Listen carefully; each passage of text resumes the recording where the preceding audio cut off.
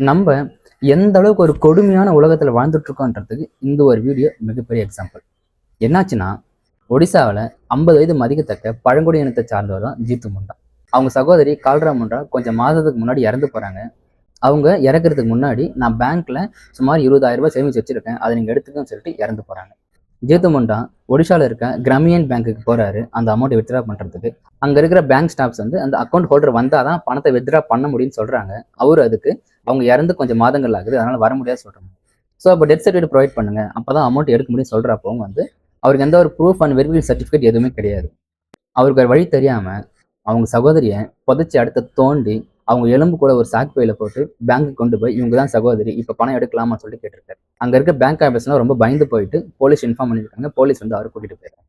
இந்த நியூஸ் கேள்விப்பட்டதுக்கு அப்புறமா அவர் பண்ணது சரி தவறு இதெல்லாம் தாண்டி நான் ஒரு விஷயத்தை ரொம்ப ஸ்ட்ராங்கா நம்புறேன். என்னன்னா, இந்தியாவில் லா அண்ட் ஆர்டர் இருக்கப்பட்டவங்களுக்கு ஃபேவராகவும் இல்லாதப்பட்டவங்களுக்கு ரொம்ப கொடுமையாக வந்தா இருக்கு. அண்ட் இதை பத்தி நீங்க என்ன நினைக்கிறீங்கன்றது மறக்காம கமெண்ட் செக்ஷன் சொல்லுங்க.